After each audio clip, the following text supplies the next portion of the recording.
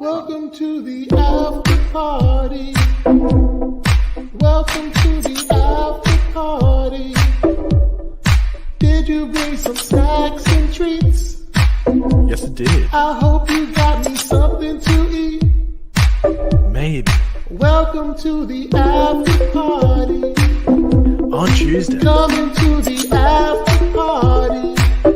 Right now. I've been waiting here all day to act like a fool this way. Welcome to the after party. Join us in the after party.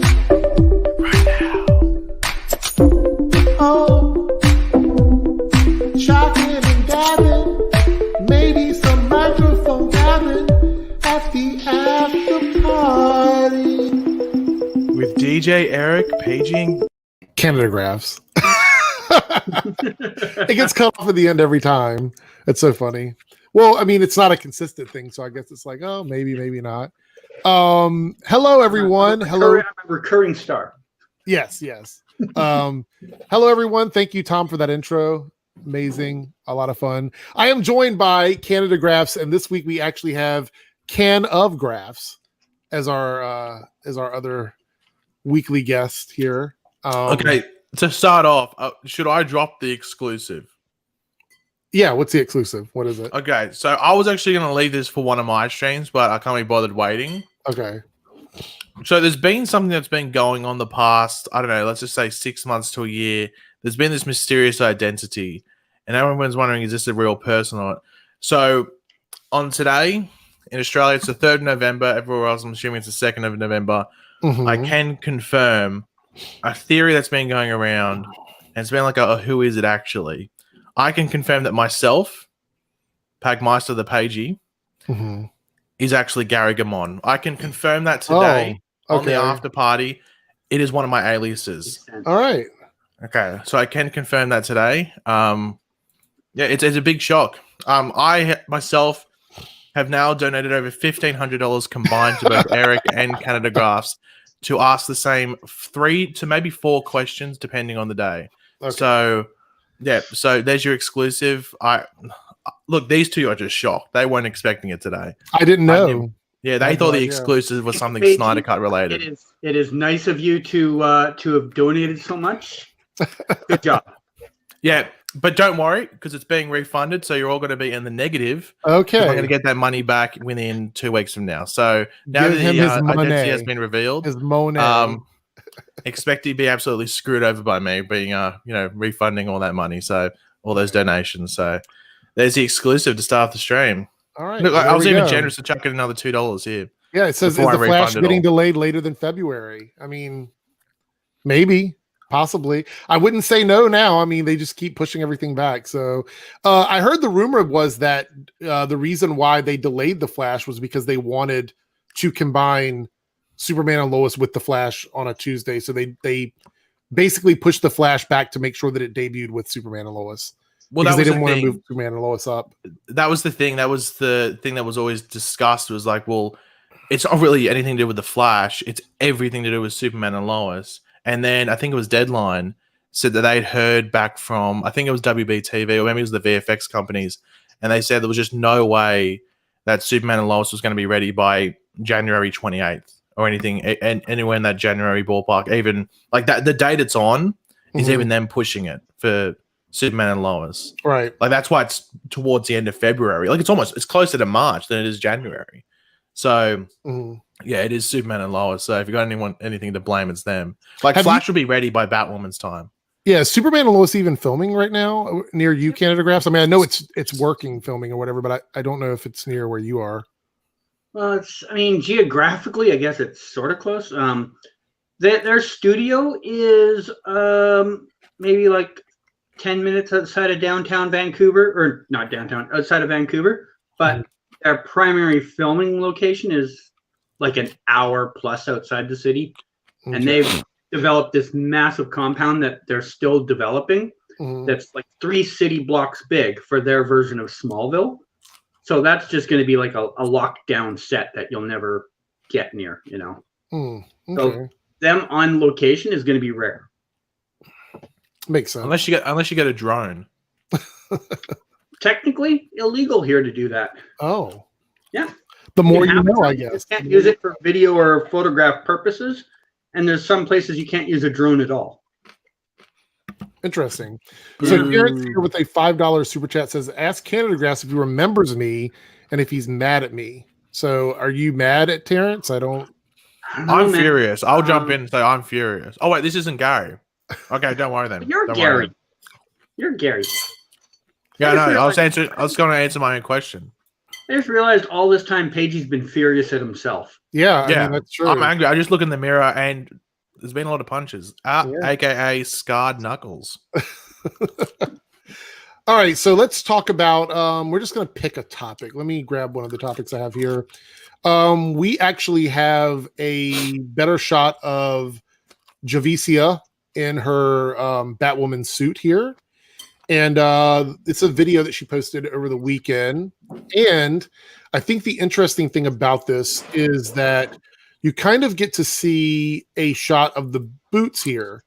Now, I honestly did not think that they would, for some reason, I thought they would be something else. These boots are very similar to like the Batgirl boots from like the most recent Batgirl in the comics, where they're almost like Doc Martens. Which I really like. I like this. But as you can see when she's standing up, the suit even has like a shininess to it that I don't think we had with the Kate Kane costume. So after watching the video, because I'm sure both of you have seen it, what do you think of this look? What do you think of the suit now that we've actually seen it on her in a video in motion? Do you still like it? Do you not like it? Yeah, I'm fine with it. I mean, the thing with Batwoman is you're going to very rarely see her in a situation that's that well lit anyway. So, yeah, exactly. Like you can't mess up a Batwoman suit too much because 85% of their shooting is going to be in the dark. Mm-hmm. Yeah, I kind of like it. I think it feels a bit better. I mean, as far as like fit for her than Ruby Rose's suit. I mean, this really does. It's a better. I think it's a more well-made costume. I still feel like wasn't the Ruby Rose suit just a take on the one that they made for her to wear in the crossover, and they just kind of changed it a little bit. I think so. I mean, pretty sure it's the same one, and they just changed the cowl. Interesting. So I really like it. I enjoyed the look of the suit, and one of the things that stood out to me is, do you think? Because she doesn't have the cowl on and she doesn't have the hair on. Is this a sign that she is going to have two different hairstyles in the show? The Batwoman's going to have one and Ryan's going to have another. What are your thoughts on that? I mean, any of the photos you see of her post on social media, she does not have like big curly hair. She's got some waves in her hair, but she doesn't have big curly Batwoman hair. Right. So I think she will. I think she'll have two different styles. She'll have a wig for her Batwoman fighting that'll probably, be her disguise. Mm-hmm. Yeah, I'm really happy with it. I still really like the suit. I know some people have been trashing it quite heavily, but I'm still a big fan of it. So I can't really wait to see what's going to happen with it. And I'm assuming that you're still on the lookout for any like stuff going on with Batwoman around you, right? Yeah. I've been very impatiently trying to find them since the suit reveal and has not worked out yet. Right.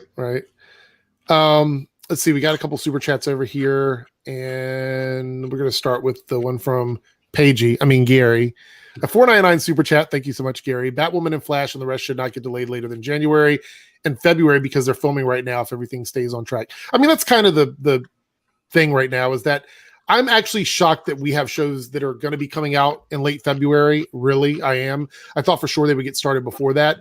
But, I mean, based on what we know now, this feels to me like this is the actual target dates. Like if they change them at this point, it will be a shift in other stuff. Like right now, these are their target dates. So I think for sure we will, if something changes now, it has to be a huge setback. And based on what Canada Graphs, you're saying that they're doing segmented filming. So if somebody gets sick or something, it seems like they can just take that one team out for a while and keep filming with the other teams. So I mean, that's barely a blip on the radar if one person gets sick. Right.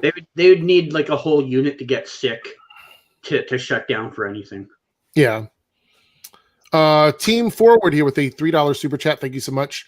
Will we see Diggle again? I mean, there's been hints that he's going to come back at some point in like a crossover or a special thing for the series based on what we know now. I mean, that he would be Green Lantern or whatever, but I don't think there's anything concrete at the moment. I guess it really just depends if the story leads to that. I'm sure they'd love to have him back, but I don't know. Is he even still in Vancouver?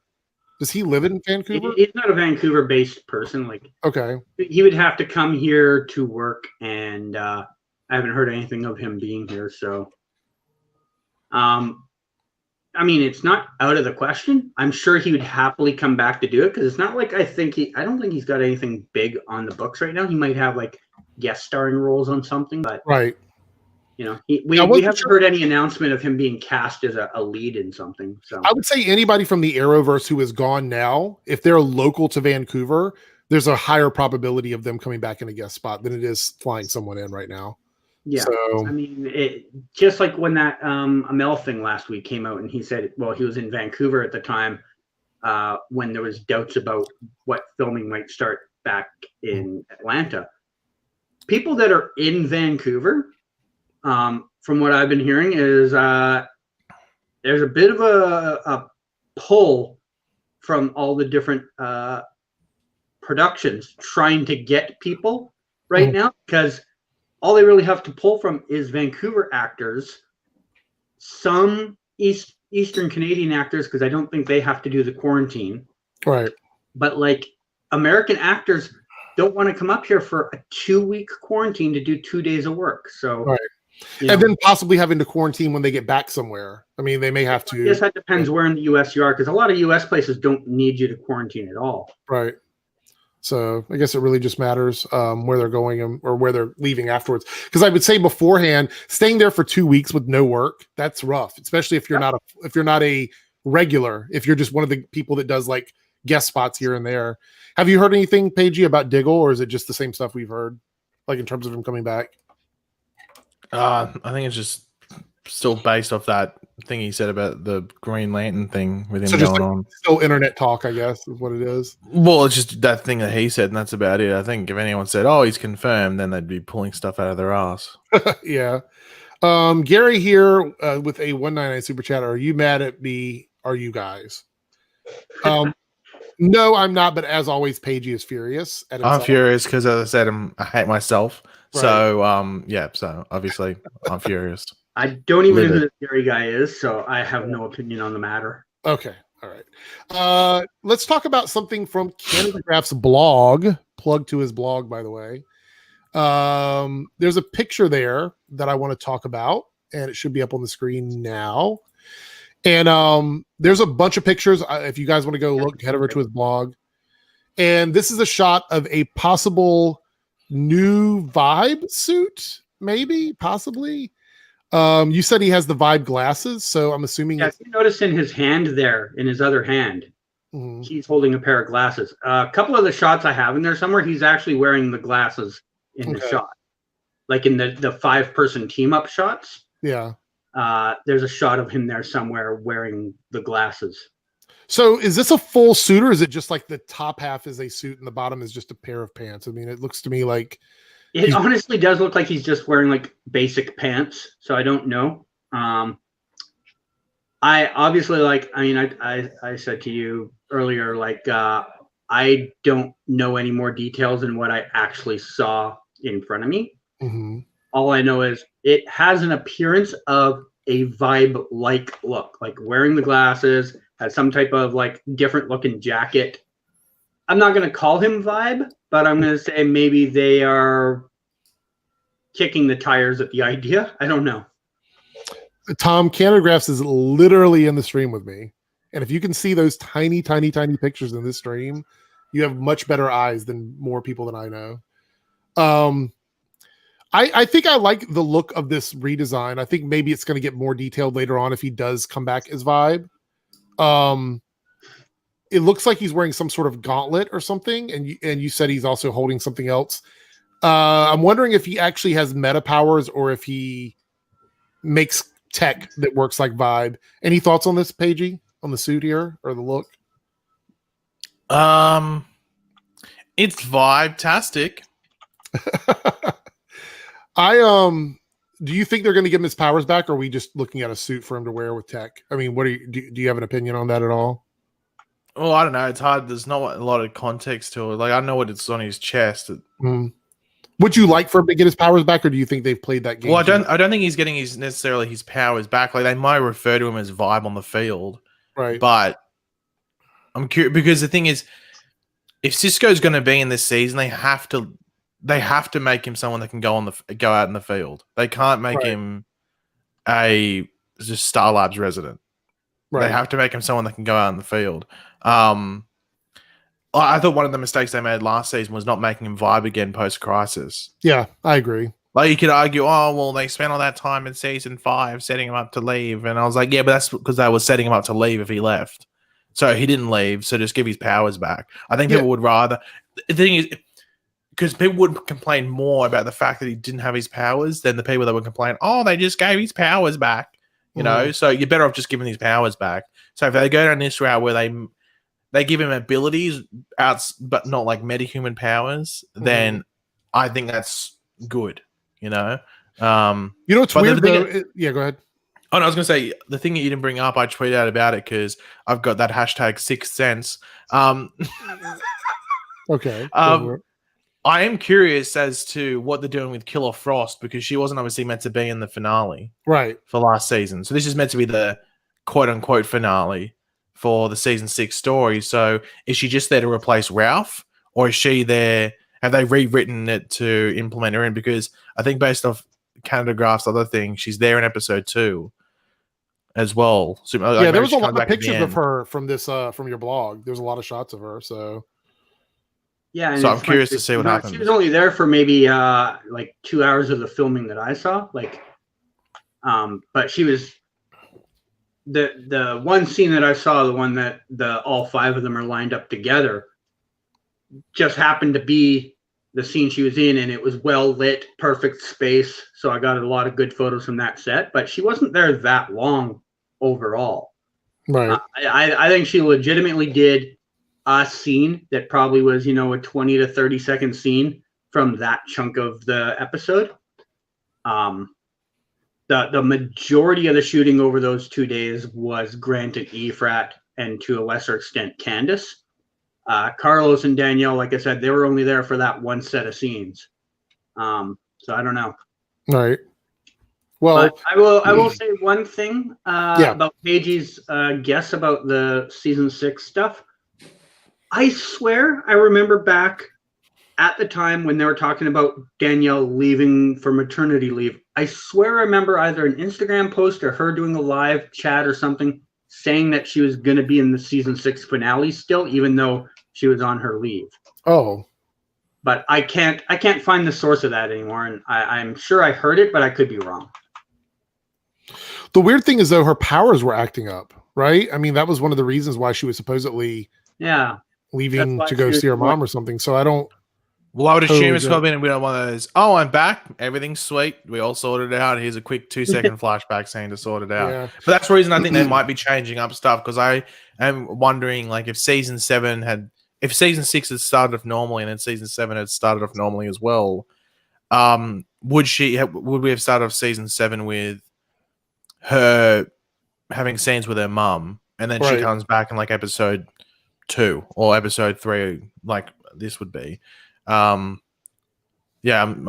have a feeling she's just there to replace Ralph for the most part, so they've rewritten it so she's there instead of Ralph, obviously. But I'm curious to see how they change up her story, and also if there's anything else that's changed, because I do wonder if they had plans for someone to be in the finale, but because of the whole quarantine thing, you're not going to get someone up there for 2 weeks to film for 3 days.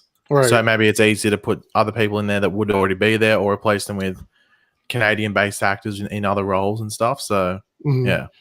Another thing I was going to say is how wasteful was it for Cisco to want his powers gone so he can have a quote-unquote normal life, but now he's out in the field with tech and a costume still fighting on the front lines. It seems very odd to me that they even gave him that storyline. Yeah, but I think that was like... They really was because that whole thing about Cisco leaving, that was actually like a thing. Like Carlos didn't sign his contract. He wasn't gonna stay. No, I get that, but I mean, from a story standpoint, now that seems like a bad idea. Like they should have just but like I don't think you can necessarily call it a good or bad. I think it's just one of those. It's just a thing that happened where they had to keep two options open. And if you watch the end of season 5, if that was the last episode for Cisco, you'd be like, okay, well they sort of make it like he's walking down the street in slow motion with Camilla. Like, okay, so that's the end of that.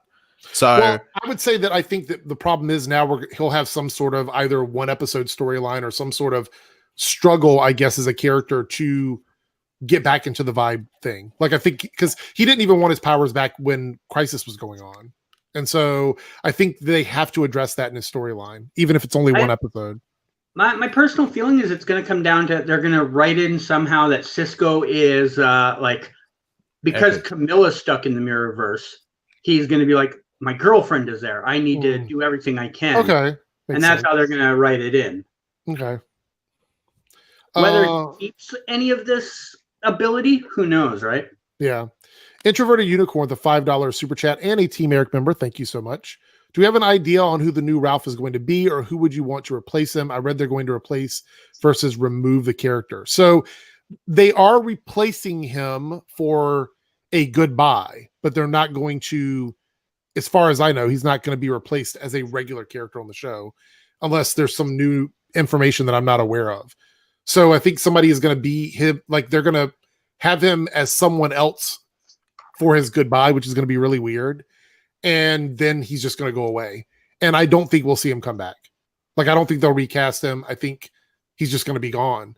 I mean, what do you think? Do you guys think otherwise? I think he's just going to be gone from the show. I don't think we see Elongated Man or Ralph Dibny in any form going forward. We might get his mention of him, but physically on screen, it's over. What do you think, Pagey? Is he done? Elongated Man? No, I want him back.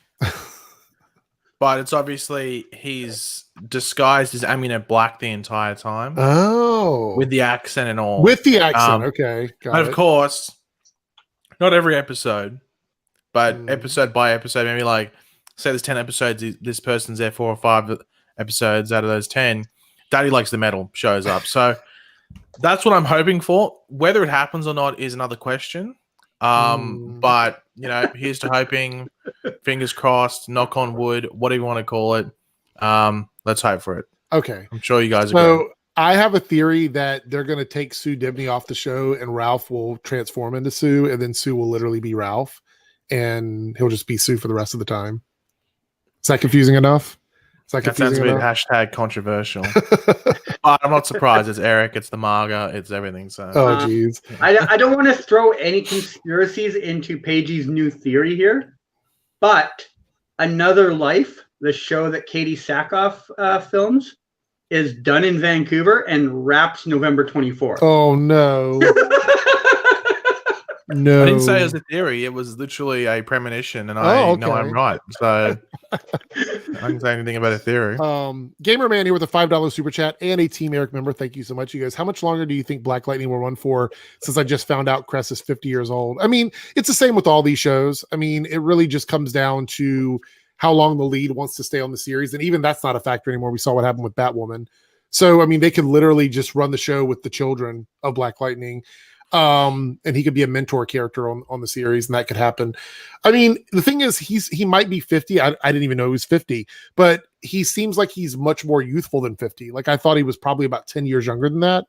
So as long as he's able to keep up with the filming demands, I don't really see any reason why being 50 would disqualify him from running on the show. I think Black Lightning's got a good, you know, at least if I had to ballpark it, probably a good 2 to 4 years left, maybe. The show's really well received, so I don't know. Maybe possibly. Any thoughts on that, guys? I mean, I know it's a ballpark thing. I've always been in the dark on Black Lightning since it doesn't film here. I don't hear anything on it. So all I legitimately have to go up by is Nielsen ratings and Twitter, right? And it doesn't pull a lot in either of those. So I don't know if it's got a strong base somewhere else. I just heard that it's doing really well on streaming, but that's all I know. And streaming doesn't. It seems like it's another metric that we can't really grasp. The CW's like preferred platform anyway. Because Paige, didn't you say like the shows like Black Lightning and all these other shows that have deals with streaming services that they're held at a different standard than just the stuff that comes on regular TV, right? Well, yeah, but Black Lightning doesn't have the Netflix thing anymore. Oh, okay. It stopped last season, I think. Oh, so it then we may, it might not even be an age thing. It might just come down to like they don't want to put the money into it. But Black Lightning is a show that I think the CW really likes. Like I think they like that it's able to hit a different market for them. So they'll probably hold on to it as long as they can financially justify it. Just so like Legends, if they can duct tape together a season, they will. Yeah. Okay. I remember my Pagey's pick for this week. Oh, okay. Jump into it? Sure, okay. Let's do that, and then we'll do Tom's super chat. Okay, but first off, a bit of a mini review. Okay. Not my salad. The salad was just seriously, honestly, it was so freaking bland. I felt like I was chewing grass. We still don't have a Pagey's Pick theme song, so if anybody wants to make one of those, it's a beatbox. It's coming from Wall Stew. Yeah. Okay. So I'm expecting it like next week sometime. I don't know why it's taking so long. Anyway, so quick review. iPhone 12. Got it yesterday. Actually, I got it a couple of days. This is a flex, ladies and gentlemen. This is a flex. Well, no, it's not really a flex because I'm trading in my old iPhone. This is a subsection of Pagey's Picks. It's Pagey's Flex. Yeah. Pagey's Pick of the Flex because there could be multiple flexes throughout the week. All right. Anyway, mini review. iPhone 12. It's got the product red versions because it helps out AIDS. Always buy the product red if you're getting an Apple product. Helps out the AIDS. Pretty good. There's the review. Enjoying it. There we go. Pagey's Pick. Good screen. If you're a fan of iPhone, would you recommend it if you're a fan of Apple products? Oh yeah, get the iPhone 12. I think it's like the biggest improvement. And also it's gone back to the iPhone 4 and iPhone 5 design. It's like squared off. I love it. Okay. Feels very nice. Okay, back on so Pagey's Pick for the week. All right. Top 3 2020 presidential candidates. Okay. We're getting into it. Okay. Number 1. This is in no particular order, by the way. So it's not like, oh, here's number 1, but just here's the first one I'm mentioning. Donald J. Trump. Okay, so this is Eric's pick for president. Canada Graphs also really likes him, but he can't vote because he's Canadian. Oh, no. So there's Donald J. Trump. Number 2, Joseph Banana Biden. I don't know what his middle name is. Banana Biden. That sounds. I think it works. Alliteration. Okay, so Joseph Banana Biden. Eric's mortal enemy, but he does have the. Actually, no, it changes color. So ignore what I was about to say. I was going to say the Democratic flash sign, but no, it's changing. Number 3, Kanye West. I think he's the obvious choice. Go there and vote. There's Pagey's pick for the week. He says Kanye West is the obvious choice. I would say, I guess why not? Why not? Not one man can have all that power. He's been saying it. He's been saying it for decades. He's been saying it for decades. And look, he's coming in and saying, "I'm saying she's a gold digger." Like that's pretty much it. And look, Jamie Foxx is the vice president. She give me money. He's coming in the background and saying it. So no. Actually, Jamie Foxx wouldn't be a bad choice. Actually, I really like Jamie Foxx. Tom here with a $5. But hold on, Electro Jamie Foxx. No, not Electro Jamie Foxx. No, that one. Or Ray Charles Jamie Foxx. Anything but the Electro Jamie Foxx. Anything, any of the other characters. Well, it would be weird because he's blue, so it's like Democratic when this is like an individual sort of third party thing. So, well, I don't even know if there's a color. Is there a color for independent? I don't know. I think it's yellow. Oh, okay. I don't know. I have no idea. So, Tom here with the $5 super chat and a Team Eric member. Thank you so much. Why do you think the Snyder Cut trailer was removed from all the HBO Max social medias? People are ruming it's canceled. What do you think? Number 1, it's not canceled. It is definitely. They've invested almost already like what $70-80 million in this. It is definitely not canceled. I've heard from several legitimate sites that the problem was the music they were using, that they don't have the rights to use the song anymore. I think it's a multitude of reasons. I think it's the music. For one, however, the music is weird because, like, let's just say the Wonder Woman trailer, and they have their music, and they're like, I think you don't have to keep renewing the music for a trailer. Like, once you get it for the trailer, it should be fine. So unless they didn't go out of their way to do it initially, is a bit weird because it's freaking Warner Media. Like, it's one of the biggest entertainment companies in the world. Yeah, so it seems stupid. So I don't necessarily buy the music thing. The main reason I thought it was taken down is to rebrand the trailer because it says Warner Max. Warner Max doesn't exist anymore. Right.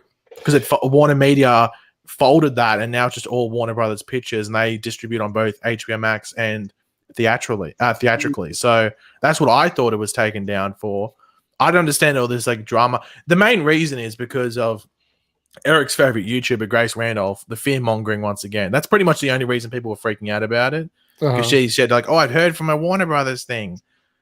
Have you? No. Or you just I thought Grace was saying that it was canceled or something. There was trouble. Or no, she was saying like she said like what was it? It was like I've heard that Warner Brothers is trying to come up with an excuse or something like that. Yeah.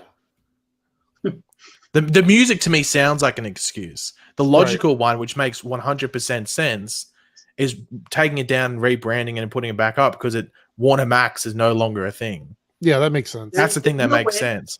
When I heard about the music thing, I was a little bit confused too. I'm like, well, these legitimate sites are running this, but I think the song is owned by Warner. So I don't know if that made any sense. Well, I didn't even know if it's owned by Warner, but I don't think it really matters. Even if it is, you're telling me a production that's throwing in another $70 to $80 million is going to like throw away their promotional material over what probably would cost them $5,000? Yeah, I'm trying to see now. Who actually owns the distribution for that song? Let's see. Does it say? I can't seem to find it. But you're right. It doesn't matter. Well, yeah. But it can even be like someone like, because isn't Leonard Cohen dead? Yep. Did he die? Yep. Yeah. So it could be his family saying, "Oh, we didn't." It'd be weird if like, oh, it's the Snyder Cut. Maybe the anti-Snyder Cut. I don't know, but it'd be weird if his like family or his estate was like, no, you can't use a song there. Right. That would be a way where the music would make sense if it had to be taken off, sort of. Yes, yeah. I think. Yeah. I don't think it like any sort of like copyright thing because they would have had to have gotten the rights to use in the trailer initially. Otherwise, it would have been taken down a couple of days after. But I will say, I don't think it's canceled. Like, I don't think. No. I think the whole cancel thing is just once again it's fear mongering. Like they just did. Like they just last week they just wrapped up those additional photography and mini reshoots and stuff. Right. If you're going to cancel it, you would have done it the week before that. You wouldn't have done it after, like the week after they've just finished all that stuff. Yeah, that makes sense. Double Crypt with a $5 super chat here and a member of Team Eric. Thank you so much. Did any of you watch Mandalorian season 2, episode 1? I've already watched it. Yep. Have you both seen it? Yeah. I faded out with like in the last 10 minutes because it's just like the big battle. I was like, oh, it's just a lot of the stuff is the same stuff's happening. And I completely missed the end. I saw people freaking out. I was like, oh my God, that end scene. I'm like, did I miss something? Because I just faded out. It's one of those things I just faded out. At the end? There's a there's a huge reveal at the end of the episode. Well, I mean, so then I went back and watched it and I was like, oh. Yeah. It's a spoiler everyone knew was coming though, because they made the casting announcement. Yeah. Yeah, but the casting wasn't clear. It's not like Hayden Christensen's back on the show. Right. It was a bit different because it was like 2 or 3 options as to who he could have been playing. I thought I could have swore back then. I swore I saw some of the more mainstream places running with the name of the character too. No, I think that was just them presuming.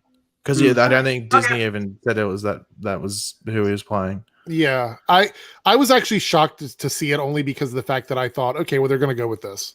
Like I really wasn't sure what direction they were going to take with it. But either way, I thought it was good. I really enjoyed it. Again, I am what you would call a casual fan of Star Wars. Like I love the stuff that I've seen in the films and the more like I don't even watch like all the cartoons. I literally just watch the bigger stuff. And I think that Mandalorian for me has been one of the favorite things I've seen since Rogue One, which I think was my favorite like newer Star Wars movie was Rogue One. So yeah, so I'm pretty excited about it. I'm really excited for the season. And yeah, somebody made a joke. There was a meme where it was like you don't play for Disney Plus, you pay for the Mandalorian each month, which is kind of funny to me. Timothy. Well, to be honest, I'm paying for The Simpsons. Oh, that's right. I forgot The Simpsons was on there. I didn't even know. I'm paying for The Simpsons. I didn't even know that was that people were buying it for that reason. But that's cool. Simpsons. I just pay for The Simpsons. Has every season there. Here we go, guys. Gary Gammon with a $1.99 super chat. Do you think the Flash will go on break after episode 3? No, I do not think so. I would be surprised if we get any major breaks this year other than March Madness, but we'll see. Now that it's not even starting till February, I don't even know if that's going to be, if they're going to break for that. So we'll have to wait. They said March. I think that someone told me that March Madness, ironically, won't be till April. Someone tried to college basketball too, and I rolled my eyes at it. Unless the delay in their season is so long, because MLB, all they did was shorten their season. They had like a 50-game season or something instead of a billion-game season. So I bet you NCAA does something similar to try and get on track for March. But honestly, I don't even know if they've started like anything. So I don't know. Yeah, Haley says, I don't even know if college basketball is happening right now. I mean, it really depends. I think, what was it? Was it, I don't keep up with sports very much, but I think one of the sports industries had 0 delays because they did everything and everybody did really well, but I don't remember which one it was. Basketball and hockey, both of them did very well. Okay. I think basketball had 0 cases, and I think hockey had like 2. But it didn't delay any seasons or any of the seasons. They once they came back from the break, because they got shut down in mid-season, and then they came back with their revised end of the season, but they had no delays through that revised end of season. Whereas MLB has had shutdowns, NFL's had problems. Most of the other sports have had some type of problem. The sports that tour have had problems. The ones that stayed in a bubble, like NHL and NBA and MLS, didn't have a problem. They've learned how to do it, but greedy sports like the NFL, they like their money, right? So well, that makes sense. Let's talk about something related to Stargirl. So this is something that I know Pagey did a video about it, but I haven't done one yet. And Issa Pinarejo's character is supposed to be Jade on the series, and this is pretty much what everybody is running with right now. How likely would you say that this is true? Like, is this like basically confirmed at this point? I wouldn't say it's confirmed, but it's definitely the most likely thing based off the size of the role. The fact that they kept it undisclosed is a big red flag in regards to this being the case. Yeah, I think because she's obviously going to be a high school student. She's there from the get-go. I think this is probably the most likely option as well, because they've also set up the Green Lantern thing. We already have the Pink Pen. They've already named Jakeem Thunder, and so there's a connection there. So yeah, I wouldn't say it's confirmed, but I definitely say like the likelihood of it is like 90%. They could chuck a curveball, and it's just some other random character from the mythology of DC and I guess the JSA. But I think it's safe to say that she's playing, Jennifer Lynn, but Jade. Yeah. I mean, the way I look at it is we have a pool of characters that we know that were in this JSA and Stargirls world. So it's kind of easy to sort of know what path that they're going to go down with the characters. So this does make the most sense for me. Devil Crit made a comment about her skin color and everything. I don't think we're going to see, it's definitely going to be a TV version of this character. The character in the comics would be way too difficult, I think, to do on day to day. And now that it's on the CW, I think we're going to see probably less, I don't want to say less quality with the special effects, because I want to believe that the special effects are still going to be really good. But I don't think seeing her walk around in green is what we're going to see all the time on the show. So I would not expect that unless I'm wrong. Are you guys expecting that at all? Do you think that's something we see? I think she'll just glow green when she uses powers. Right, but she's not going to walk around with like green skin. I think even if it was like a high budget thing, I think it would look stupid. Yeah. Everyone thinks she's She-Hulk or something. I think it'd be better if she just glowed green when she used her powers. Similar to like Starfire when she uses her powers on Titans. I prefer Star Power just glow orange or that color rather than be orange. Yeah. To answer Maltor's comment here, Stargirl season 1 will be on HBO, but I believe that season 2 is going to be stuck on the CW because it's their show. Unless there's something I don't know. Is there a deal they're going to put the second season on there? Same thing that happened with Batwoman and Superman. That's going to happen with Superman and Lois. Just like post-season, instead of going to Netflix or something like that, it goes to HBO Max. Right. Yeah. I meant like we're not going to see it like we did on DC Universe, where it's like coming out No. at the same time. So, all right. So, Jade, I'm excited about this. I think this is a really cool character. And again, I think Stargirl is going to have a really strong second season. There are people that want to see it fail for whatever reason. I don't know why. But I think that everything I'm seeing so far is telling me that it's still going to be really good. Somebody asked earlier, how powerful do you think Eclipso is going to be on the show?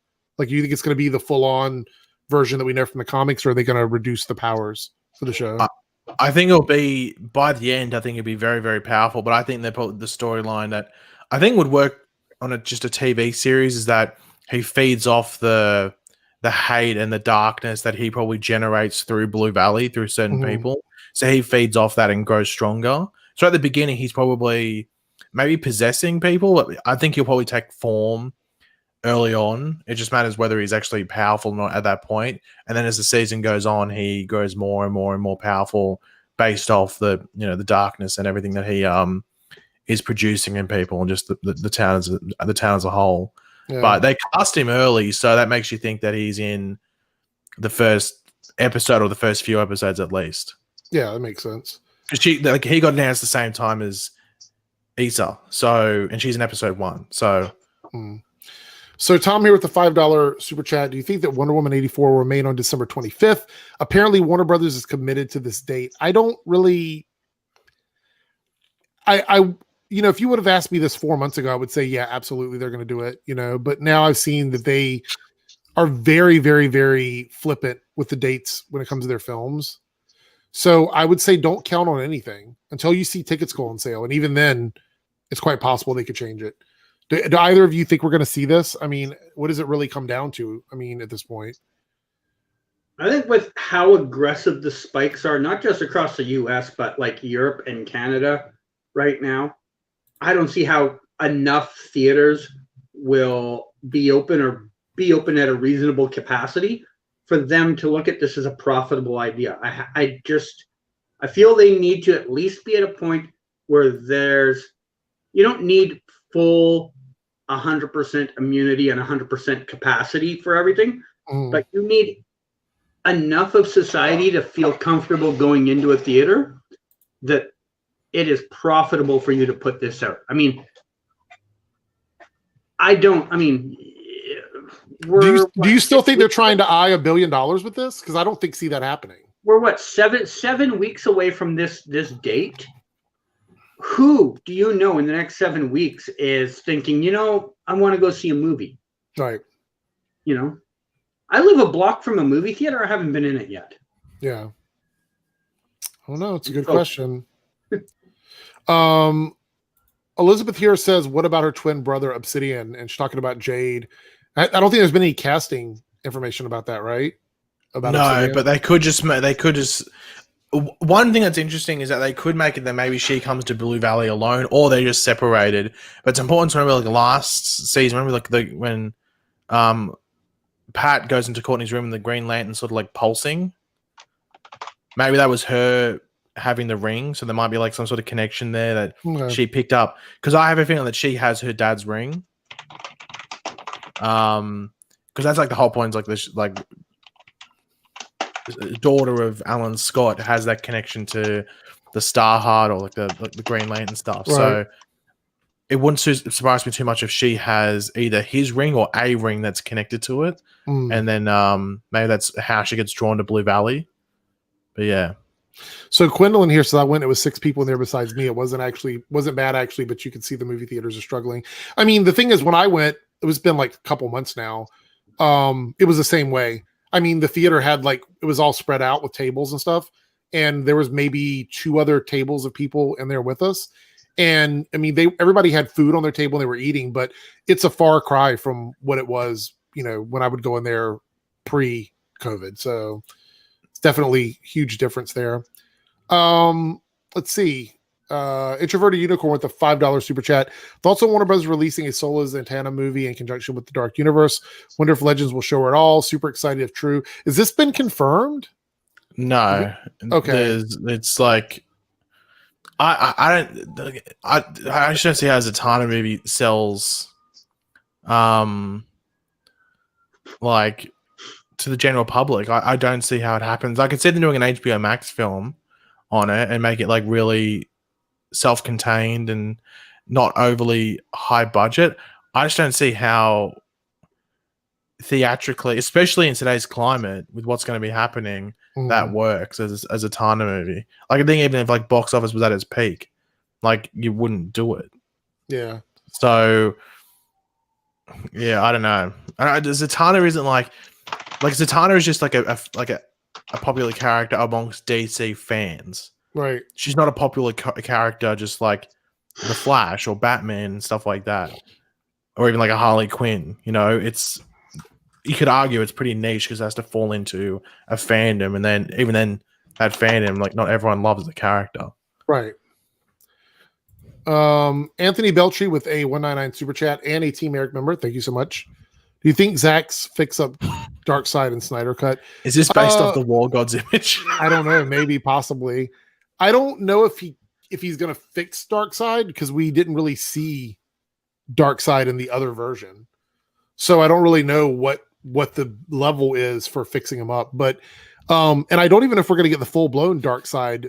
I mean, has that been confirmed? I know we're getting like proto Darkseid, but Exis or however you pronounce his name. Well, the thing is, it's sort of irrelevant anyway. Yeah. Like, so it's never going to pay off. Like, yeah, like it's not like it's going to be any sort of payoff from it post this thing. So it's sort of irrelevant anyway. What is this? What is this super chat? 199 from Gary Gaman. Do you think Cal Show will have less than? I'm pretty good at translating Gary, and I don't have a clue. I mean, I know Cal means CW. I know that because he's accidentally done that with me before. Everything else, I'm lost on.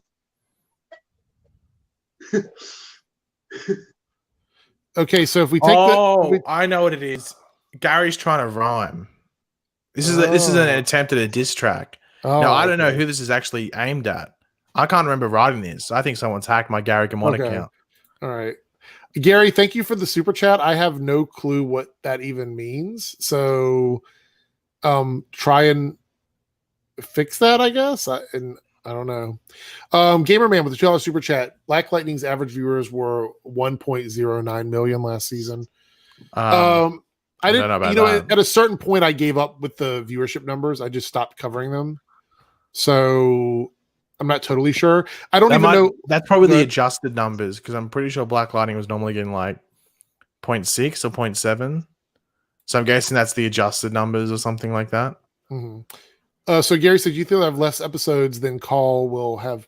Gary, this is really, really like I'm trying to understand what you're asking. I think I follow what he's saying this time. He's asking, do you think those episode count numbers we got that they could have less episodes than that? Right.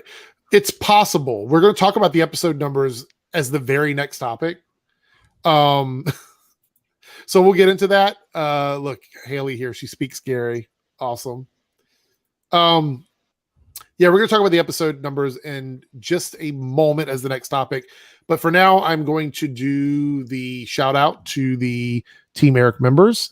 So we're going to go away for like 30 seconds and then we'll be back. Here's the funky music. Get ready. Get ready.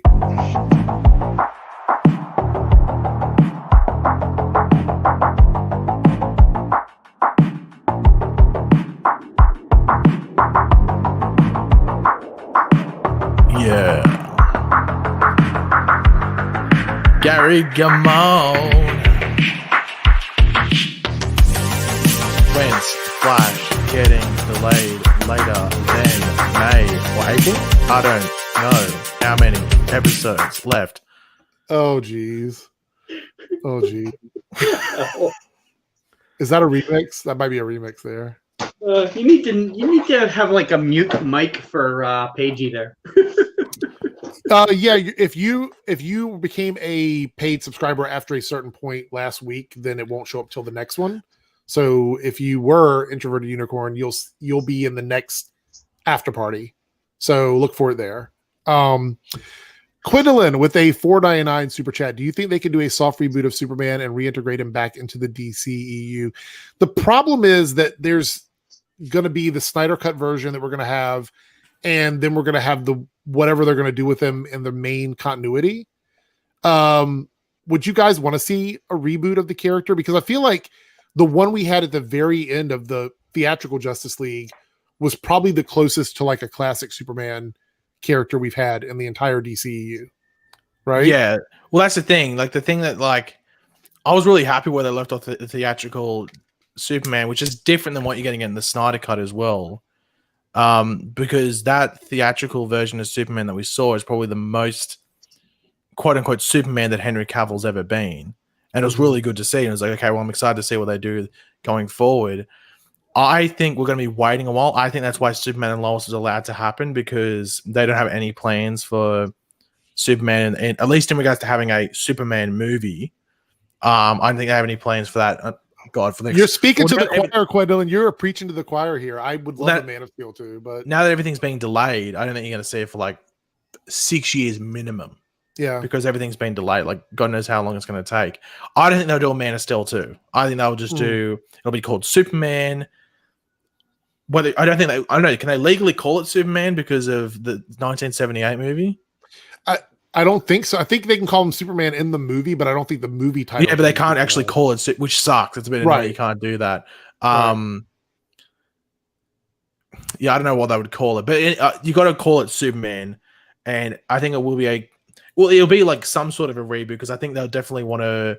Well, maybe not, because I'll definitely play off the theatrical edition of Justice League, because I think that's a common misconception, is that from everything that's being said out of both Warner Brothers and even just people associated there, the DC movies going forward are stemming from the theatrical Justice League. They're not going to stem from whatever comes from the Snyder Cut, right? Regardless of the reception. So I'm excited to see what they do, but I think we're going to be waiting a while for that movie to come out, and that's why I think Superman and Lois was allowed to happen and just be a thing. And by the way, for anyone, I've seen some criticism of my syncing in regards to my thing. For some reason, with Streamlabs, I'm singing in time. My beats are on; they're on point. Don't criticize me live. There's just a delay. I don't know what the delay is. I think I rewatched it on a stream once, and it's about like maybe like a half a second or something. Live, I'm on time. It's not my fault that the stream and StreamYard, or what's this called, StreamYard, decides to put it out a tad late, so it's out of sync a bit. For me, I'm flowing. Okay, well, there we go. Muffin Carey here. Do you think Eric Wallace understands Reverse Flash? Do you think he will do the Reverse Flash justice? I think we did not get to see Eric Wallace's full vision for last season. We got just a bit of it. I think he has a better understanding of the Flash than what we've seen in the last couple years. So I have faith that he's going to do something really cool with that character. I don't know. Any thoughts, you guys, on this one before we get into the episode count? Whenever I hear about Eric, like whenever I hear Eric talk, he literally sounds like he's actually like read the material, as opposed to other showrunners that they kind of like they get given the job and then they do like maybe a crash course. They're like, oh, this is what it's about. It sounds like he went in knowing this material ahead of time and actually knows what he's talking. Like, he might not like everything. Like, there's certain characters he obviously favors, but I feel he at least knows the source material. Right. Any thoughts on that, Pagey? What was the question? If Eric Wallace understands the Reverse Flash character, and will he do the character justice? I think it's not an overly hard character to understand. It's really just that like he's built off hatred. That's pretty much the best way to put it. I just think he knows that there's been so much of him. So like one of the big things that Eric Wallace has really stood for with the show is just bringing a breath of fresh air to a lot of elements of it. So I think just, let's do Reverse Flash again isn't really doing that, unless you're going to bring a breath of fresh air to the character itself. And when you get to season 7 and it's been the character showed up so many times, it can be hard. I think the only way you can do that is if you do his origin story, and you're not going to do that until the last season because it can lead into the night of Nora Allen's death. Right. Like that's the way you would do it. Here's to hoping he does that, because I think it's a logical thing. I think anyone that's watched the show and just understands the comics or even just what the story of the show is, knows that that's the way to do it. That's how you did the last season. I think, I know it sounds weird, I think Eric Wallace is sort of like Guggenheim. This might be a bit of a thing. And because my stance on Guggenheim is that I think he's a good writer. I think he's a really bad showrunner, though. And I think it's the opposite with Eric Wallace. Not saying that Eric Wallace is a very bad writer. I just think his strength is actually being a showrunner over a writer. So he's like an idea guy, not necessarily a story. I think he's better being like the vision for the story. You can write the episodes, that's fine. But I think he's better to be the vision and say, this is what we're going to do, plotting out the seas and everything like that.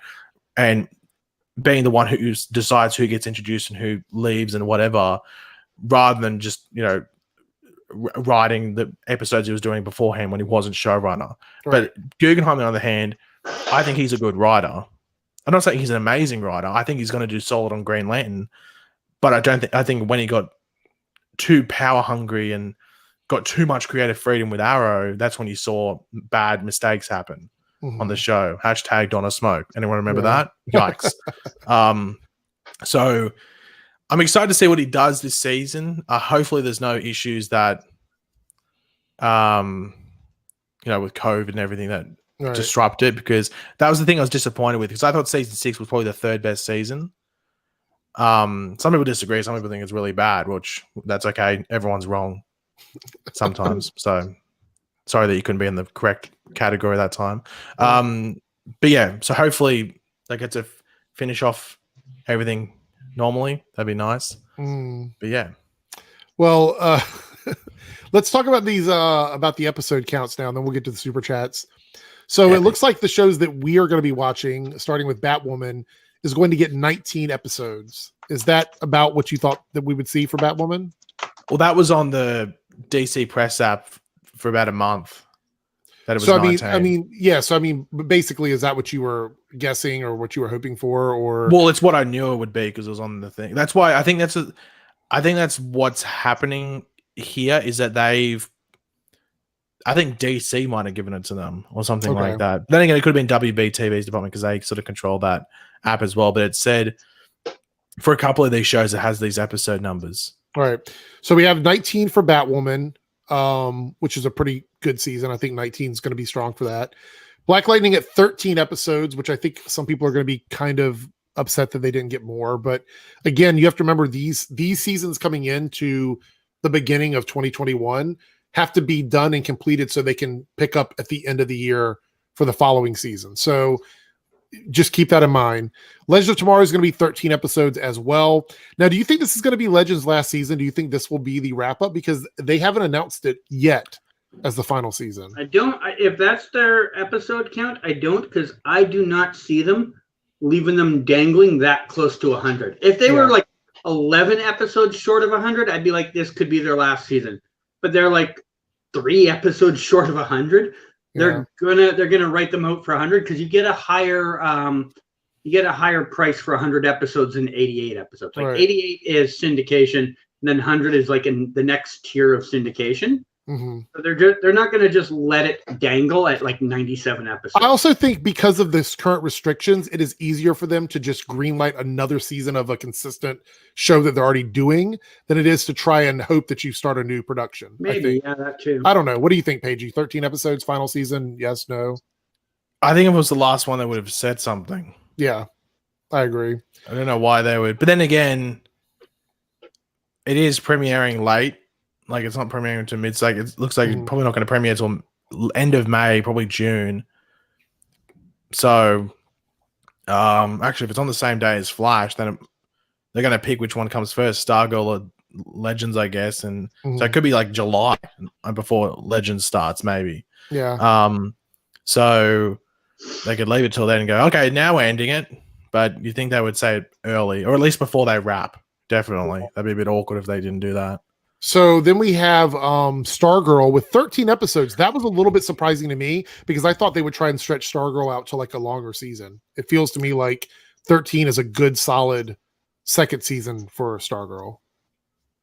Well, yeah, like they said it. Once again, this was one of the ones that was already revealed and I think confirmed like 3 weeks ago, 3 weeks ago.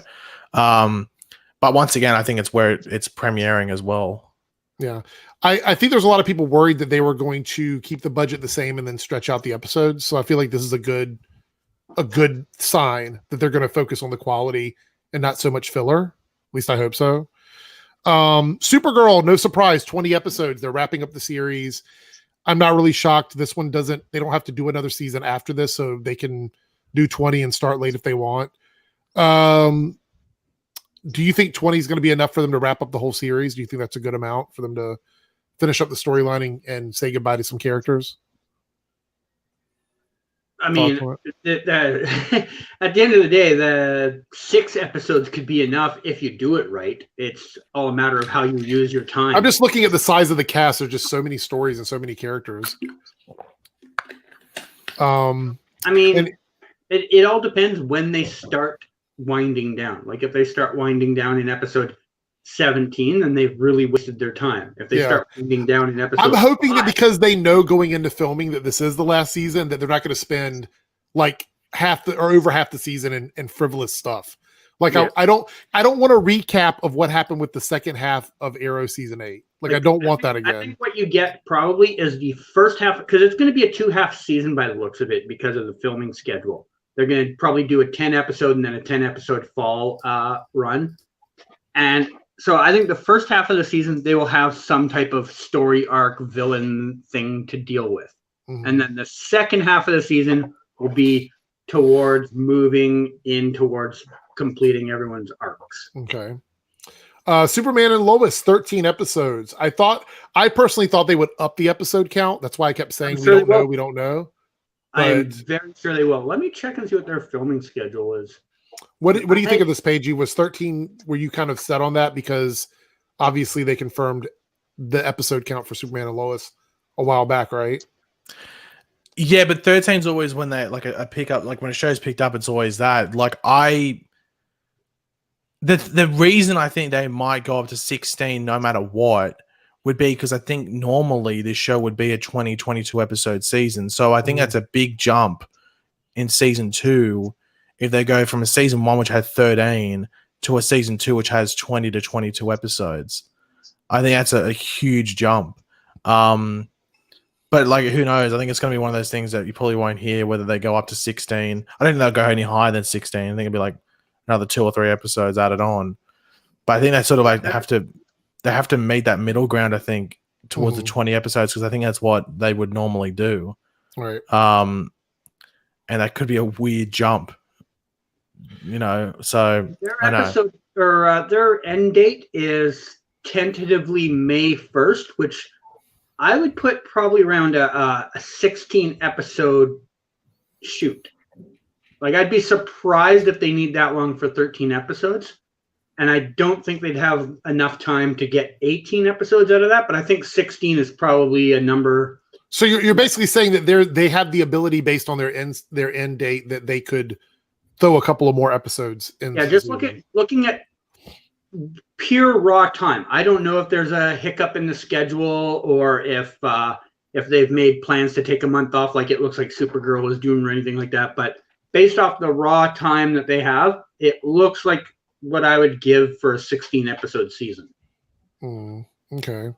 And then we see The Flash with 18 episodes, and I feel good about that. I think if you know going into it with 18 episodes, they can really finish up where they left off last season and tell a couple of really good mini arcs in there. Especially since we know they're going to probably get almost a full season after this. I'm assuming that The Flash is going to get a season 8. So I think that we'll see more of that carry over, but I'm confident with these numbers. I think all of these are really good. The only one that I feel a little weird about is the Legends of Tomorrow 13 episodes, because I feel like if it was going to be the final season, they would definitely get more episodes than that to finish it up. But just said for Legends, they're so close to 100 that unless you know they do the Superman and Lois thing and they start with 13. Right. And push it to whatever it is, 17 that they need. Right. You know. So Dominic Purcell made an Instagram post back at the end of episode 1 of filming, and he said 1 down, 14 to go, which means he was under the impression there's 15 episodes. Okay. So, who knows? Again, guys, with all of these episode counts, a lot of it can be flexible. So those are tentative episode flexible counts. year. Yeah. Like the only ones that I think are concrete would be Batwoman, Supergirl, and Flash. Okay. And Stargirl. Yes. Okay. So I think Legends and Superman and Lois. Oh, and Black Lightning is concrete as well. So Legends and Superman and Lois look like to be the most flexible ones. Okay. The ones that could change. Comic Cord here with the 49 super chat. Watch the BVS Ultimate Edition. It made a lot more sense than the theatrical release, to my surprise. I've always said if you're going to watch that movie, watch the version that came out for the home viewing, not the one from the theaters. That one of the theaters was chopped up in such a weird way.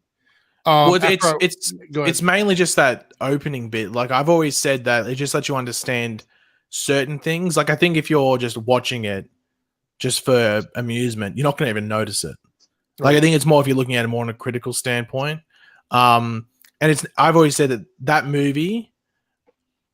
I really like the Ultimate Edition. I like Batman v Superman as a movie. I think it's like maybe interpretation of certain characters isn't amazing, but I think as a movie and everything like that, it makes more sense. Just good. The Ultimate Edition to me should have been the theatrical cut. I really don't. But I've always said that movie, the Ultimate Edition, isn't going to really change your mind whether you liked or didn't like the movie. Not at all. Not at all. If anyone says, "Oh, I hated the theatrical version," or "I didn't like it," but I like or love the Ultimate Edition, I'm like, yeah, BS. Like you're lying because it's not gonna. I know it comes down to personal opinion, but from me watching, I'm like, there wouldn't be much there that would change your personal opinion because you probably have issues with more the final third of anything. Yeah, because I feel like that movie, no matter what version that you watch, it gets you to the same destination. So it doesn't really change what happens in the third act. Like the third act is still the third act. And that seems to be the controversial part of the movie, the third act. Absolutely. But for context reasons, if you want more dives into the character, the Ultimate Edition definitely does a better job, especially with Bruce Wayne, especially with some of the stuff with Lois Lane at the beginning. Yeah, Lois Lane, yeah. Yeah, so there's just a lot more context. And even just Clark Kent is like he actually has a storyline. Did you see this? I don't even know where to go with this one. Thank you for the $2 super chat. I don't really... I didn't know Pagey had a brother. Yeah, I mean, all right, there we go. Brother from another mother. Yeah. Let's see. We get through these super chats, and then we have one more topic we're going to go over. Here we go. We got one from Comic Cord as well. Another 499. Man of Steel BVS were good in my opinion. So looking forward to Snyder Cut. I loved Man of Steel. I've always said that's one of my favorite superhero movies, and it's definitely my favorite DCEU film. And BVS was the Ultimate Edition was okay. I didn't. It wasn't great for me, but I think it was a really good movie in terms of like. I want to pretend the theatrical version doesn't even exist because that's just how much I don't like it. But I'm looking forward to the Snyder Cut because I am hoping to, and I know we're calling it the Snyder Cut, and essentially it is the Zack Snyder cut of what the Justice League was. But I think it's a far cry from what people thought the Snyder Cut was, which was a movie that existed, and now it's something else entirely. So I'm very interested in seeing what it's going to be, but I'm very apprehensive to say that it is what the original vision was. Because I'm just going to say this: you've had a lot, or Zack Snyder's had a lot of time to sit back and think about what he wants to do with this. So I think it's going to be very entertaining. I think the idea of a 4-hour miniseries is going to be good, but I think it's going to be different from what we thought the Snyder Cut was before now. I don't think this isn't going to be like the movie that he did chopped up into 4 hours. Like we know we're going to get a lot more than that. It's never going to be a 4-hour movie the first time. Right. Exactly. So obviously he's revised some of it to fill a 4-hour spot. Yeah. And Pagey's already talked about this. He's just like me. He's excited to see what it's going to be, but I mean, that's me with any superhero movie. Like I'm ready to watch whatever it is basically. Gary with a 99-cent donation with no question. Thank you so much, Gary. Appreciate that. Let's see. We had another super chat here. Think Noodle. No mention of Green Arrow and the Canaries. Does that mean it's not happening? That ship has unless Canada Graphs has information I don't have. Breaking news. I actually have some inside info. I have inside info. Okay. It's going to be on HBO Max. It's connected to the Snyder Cut universe. There's your inside info. There we go. Yeah. That is not the source I was told. I was told it is getting a 3-movie deal. Oh, okay. Focused on each character. and then they're going to do a team up. And they're getting Kat McNamara to play all 3 parts. So that's the scoop. Don't tell anyone else yet. Thank you so much, Think Noodle. Appreciate it. And yeah, I think it's dead in the water, kind of, sort of. As soon as Guggenheim left the Arrowverse, dead. Yeah. I mean, it's been dead unofficially forever. But, you know. Yeah. All right, let's jump into some comic book stuff. And I thought this was kind of interesting. I saw this today, and I know it's not typical. We don't normally talk about comic-specific stuff, but DC has a future slate coming out. They're taking characters in a different direction. And I saw this today, and I thought, you know, these character designs are very interesting. So let's just kind of run through it. We're not going to spend a lot of time on this. But this is going to be the Teen Justice team that's going to be coming out as part of the Very Merry Multiverse. And they're redesigning the characters. Now, I've read through this article already, to paraphrase a bit. These are characters from what I believe is Earth 11, which is a already gender-swapped Earth, as far as I know. I'm not super familiar with Earth 11, but I do know that that's what it is known for, is being a very similar Earth to the one in main continuity, but with everybody sort of gender swapped. And so they had some character designs here for these new characters. And this is Aqua Girl, which is obviously a spin on Aqua Lad. And this was the first picture I saw when it came across Twitter. And I thought, this looks like Storm, kind of, from like the X-Men. Like, not just because of the hair, like the character herself just reminds me of, it has like Storm's energy to it. And I love Storm. So I'm very curious if they're going to have a similar like tone with this character, you know, over here with the Teen Justice. And apparently on Earth 11, there was never a Teen Titans team. So it's going to be the first time that this Earth has ever had like a teen superhero team.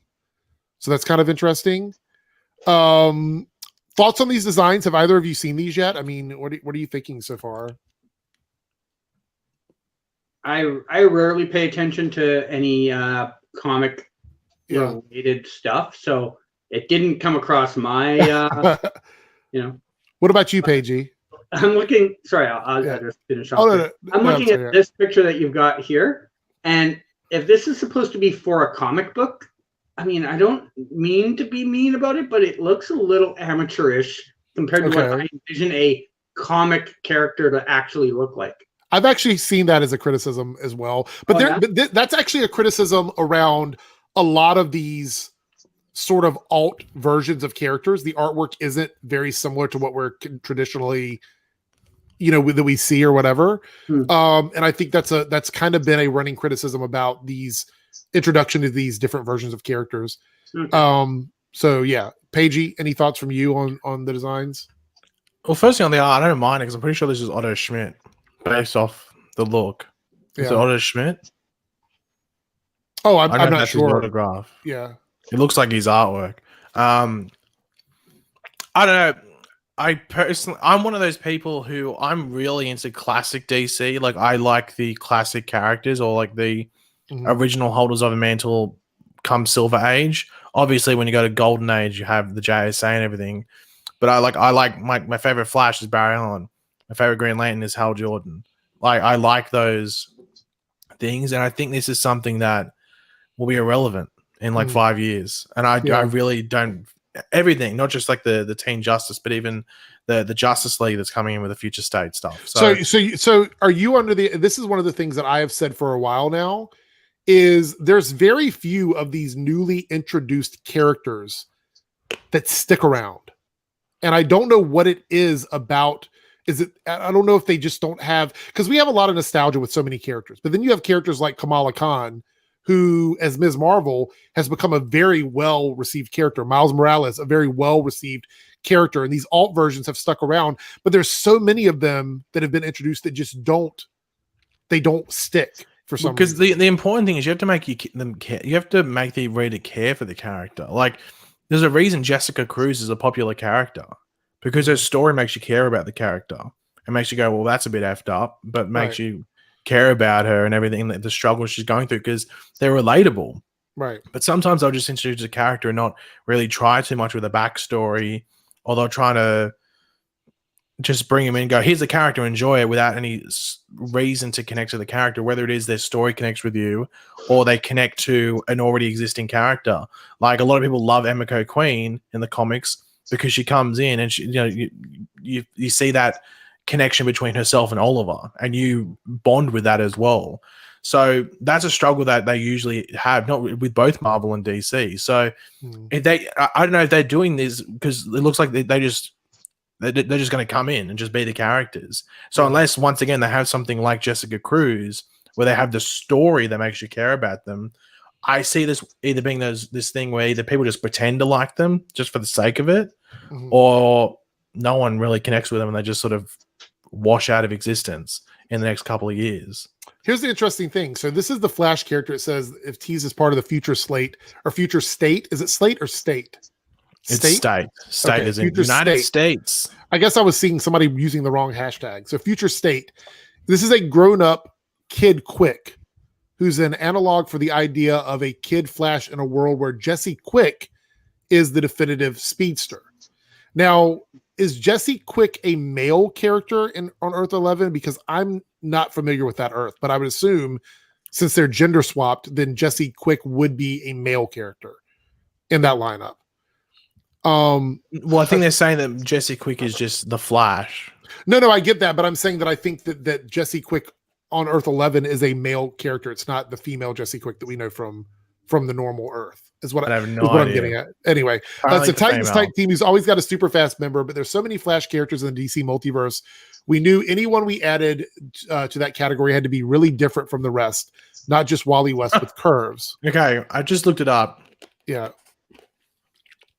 Jesse Quick on Earth 11 is a female, but her first appearance, I'm not even joking, was in KFC, Crisis of Infinite Kernels.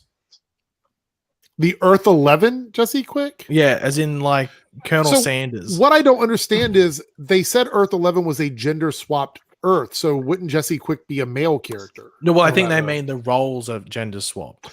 Oh, okay. All right, got it. Anyway, that's a really weird tie-in. I suggest that Kid Quick could be the Earth 11's first gender fluid character. And once the editors saw Eleanor Carlini's terrific take on the character design, there was suddenly a lot of interest in the stories from the Mary Multiverse special in December. And while Kid Quick's the only Team Justice character making their way into the future state that I know of, the reaction Kid Quick and the whole team's debut story by me, Eleanor had gotten from a DC editorial, gives me hope that the whole team could play a larger part of the DC multiverse, present and future. So the big thing about this character is that they're gender fluid, and I believe they said non-binary was one of the words I saw on the advertisement as well. And I see a lot of people freaking out about that. To me, it's an interesting addition to the character, but I also feel like so many people get upset because they don't want, like, I guess, identity and sexuality be included in characters. But then if you look at a lot of the classic female characters, they were there just to be sexual. Like, it's really weird to see people say that, because I mean, ultimately they're just making a character part of the team that has a different background than some certain other characters. My biggest offense to this in terms of the character is, like you were saying, you have to make me like the character first. And then that can be an important part of who the character is for me. I'm not just going to like the character because of that. So I think their biggest struggle is to make the character interesting as the first thing they have to do. Yeah, well, that's the biggest issue that sometimes you get when they introduce new characters, that they'll give you the reason just based off, like, whether it's something to do with the way they look, or it's an identity, or a sexuality, or something like that, rather than story-wise giving you a reason to like the character. Right. And that's sometimes the biggest issue and the biggest misstep that they make. What's their name? Who? What's Kid Quick's real name? Oh, let's see what it says here. I missed it. Go up here. Yeah, Kid Flash in a world where Jesse Quick is a speedster. While it was curves, Kid Quick. I don't think it says here. Just Kid Quick. I think they said Jess. I think I saw somewhere where it's just Jess, not Jesse, Jess. Just Jess, but I could be wrong. Yeah, because I just couldn't remember that being said. Yeah, so Think Noodle with the $2 super chat says, "Not a Flash fan looks like a Quicksilver ripoff." Well, it looks more like Kid Flash than yeah.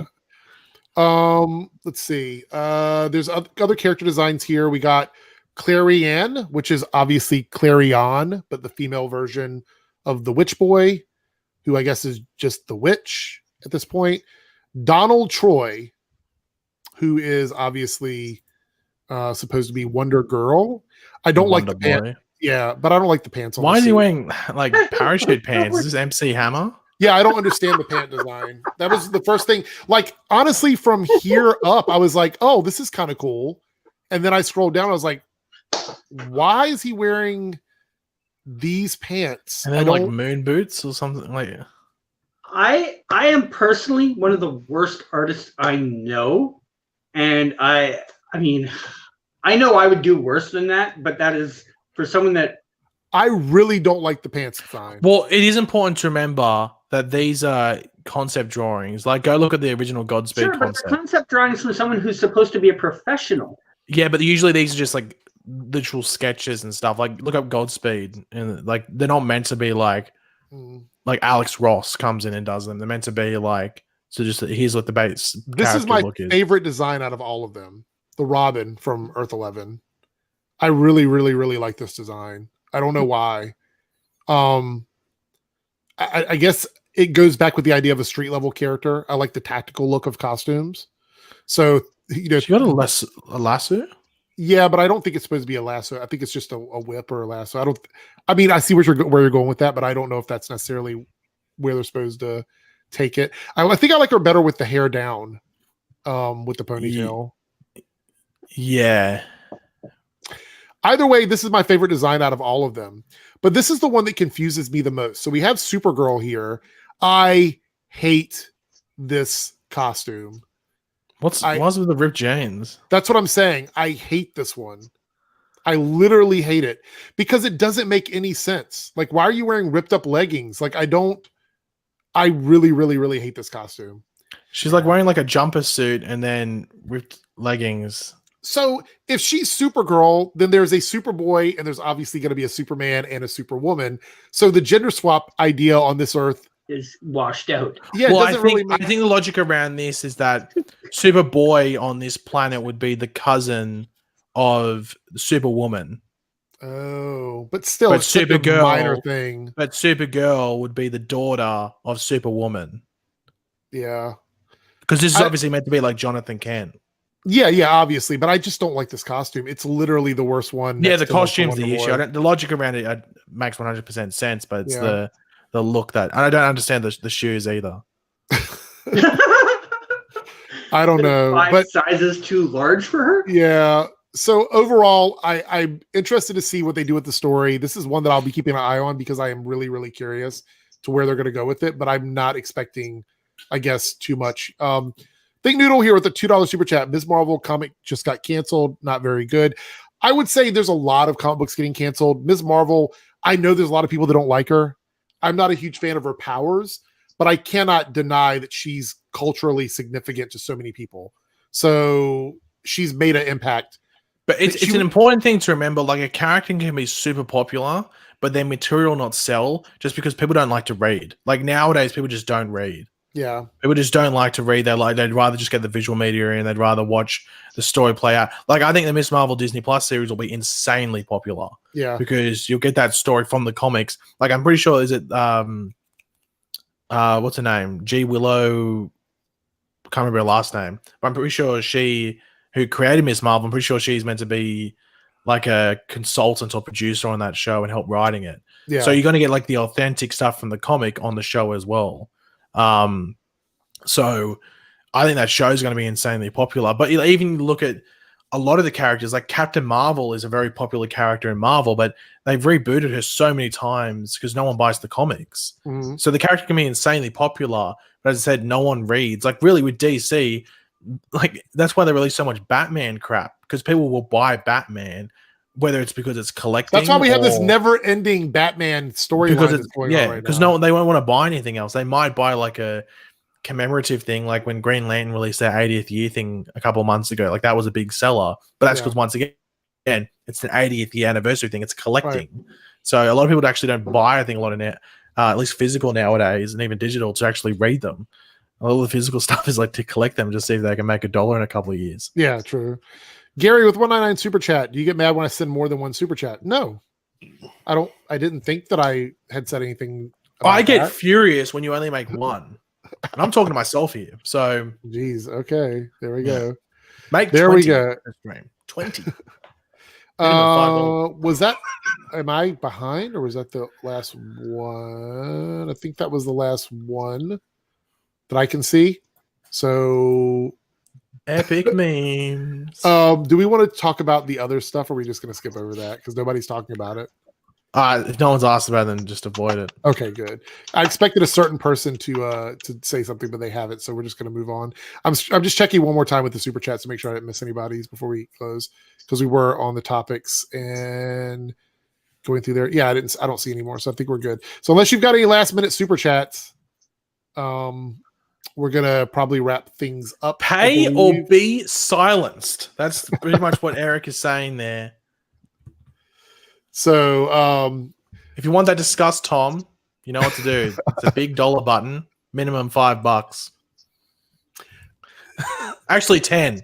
I'll say this, that is the one thing that I kind of don't like talking about, because I feel like it's just a continuous cycle. You know what I mean? It just kind of goes in a circle. It kind of circles the drain there. So, haters. Oh, look, here he is. I said $5. We're not. I said 5, Tom. So add another 3 or $5, mate. Oh, geez. Look, Canada Graphs has never been here for one of these discussions. We're coming up on the 1 hour and a half mark. This is our normal end time. Yeah, so I skipped your first super chat. He said more ridiculous stuff, and I just. Let me find your super chat then, Double Crit, because I don't want to miss anybody's. StreamYard, I'm going to ask you one more time. Please. Okay, so Haley's coming to the chat saying, Paige, you don't run this place. I don't think you realize I am Eric's pimp. I make the rates. I control the rates here. Oh, Jesus. So when I say it's $5, it's $10. Okay, so Double Crit has another. These are 2 controversial questions back to back. I can't believe that was the one I missed. Epic memes. I can't believe I missed that. Double Crit, we'll do yours in a second. Let's try and get through this quickly. I don't want to turn this into like a super long thing, but okay. So everybody knows what's going on with Ray Fisher. I'm not going to recap it again. We're not going to go through the whole story. What the last time we talked about this, I said about Ray Fisher that it had to be something huge. Like it had to be either something like related to sexual harassment or some type of racism or something like that, because otherwise there's no reason that he would not speak out about it. There was an interview that came out in Forbes, I guess, a week ago now? Was it about a week ago? I want to say about a week ago, where he accused Joss Whedon and Warner Brothers of trying to somehow manipulate the skin color of his character specifically. He did say that he was trying to kind of broaden it a bit, like saying that it was happening elsewhere. But again, this is all stuff that he heard. Like Ray Fisher went into this interview and said these were things that he was told by someone else. Because let's be mindful here, if any kind of color correction or anything like that would happen in post-production. So it's not like he would have been on set in the room where they were doing this. This would have been something that he heard from someone else. So they did the article. The person from Forbes, I don't fault the writer from Forbes for this. He wrote the article as the information was presented to him. And so what Ray was doing was he was literally accusing Joss and Warner Brothers of racism. And that's kind of where I thought, all right, it's going to be interesting to see where this goes. However, within less than probably 48 hours, Forbes the same day. Yeah, they went in and removed like 50% of the article and retitled it completely because of the fact that they couldn't they couldn't corroborate this information from anywhere else. And Forbes is a company where people pay for that service. They're not like a blog, or they're not one of these sites that just post rumors. Right. They want to make sure the information they're getting out is accurate, especially a story like that, especially when it comes to like breaking news and things of that nature. So they couldn't do that. So they decided to change the story. And I'm I'm paraphrasing all this because I don't want to spend a lot of time on this subject. Because again, it's just a never-ending cycle with the story. So this is what was going on, and they decided to do that. Then the author of the story got reduced from an actual employee, I guess, of Forbes to a contributing writer. I think that's how that happened, because he made a statement about it as well. And I'm not sure if that has to do with the fact that maybe behind the scenes he was, pushing for the story to stay the same, or whatever the case may be and whatnot. Then apparently Joss Whedon's people and Warner Brothers wrote back and said that I think they denied any of this going on. And then several people have said that any kind of color correction on anything in a movie that happens in post-production is super common. It's not targeted. It's not something that people do to sort of look at Pagey. It's not something that people do to target character or actors or whatever.